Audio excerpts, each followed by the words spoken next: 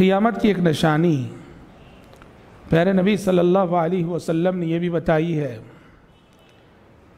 कि क़ियामत के करीब, क़ियामत से पहले दुनिया में जो माहौल होगा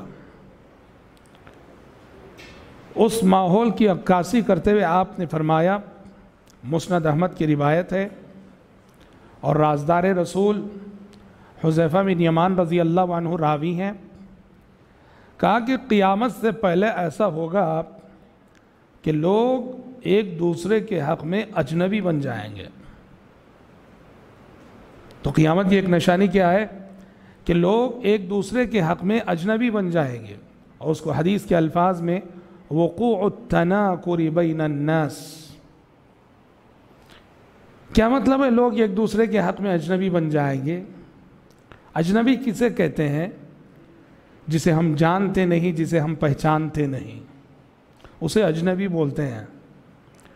क़ियामत से पहले ऐसा होगा, लोगों के जीने का अंदाज़ ऐसा होगा कि जिन लोगों को हम जानते हैं, पहचानते हैं, जो हमारे इर्द गिर्द रहते हैं, हमारे अतराफ़ रहते हैं, हमारी अपनी बस्ती वाले, हमारे अपने मोहल्ले वाले, हमारे अपनी गली वाले, हमारा अपना पड़ोसी, कहा कि लोग एक दूसरे के हक़ में अजनबी बन जाएंगे।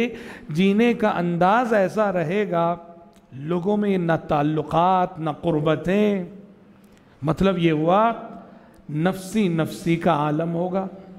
हर शख्स को बस अपनी फ़िक्र, मैं, मेरी फैमिली, मेरा घराना, मेरा कारोबार, बस इंसानों से ताल्लुक़ात रखना, दुख दर्द में शरीक होना।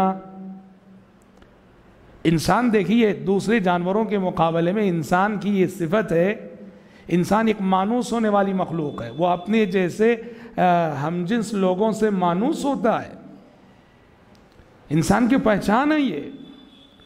और इंसान से आगे बढ़कर अगर मोमिनाना किरदार की बात करें तो प्यारे नबी मोमिन की अलामत बताते हैं, मोमिन खुद भी लोगों से करीब होता है और दूसरों को भी अपने से करीब करता है। मोमिन ऐसा होता है जो खुद लोगों से करीब हो और लोग भी उससे करीब हो। कोई खुशी आई किसी को, मिल के मुबारकबादी देना, किसी को हमारे मिलने जुलने वालों में से, हमारे मोहल्ले वालों में से कोई गम लायक हो गया, कोई आफत लायक हो गई, कोई हादिसा हो गया, मिल के तसल्ली देना, मोमिनाना किरदार है ये सब।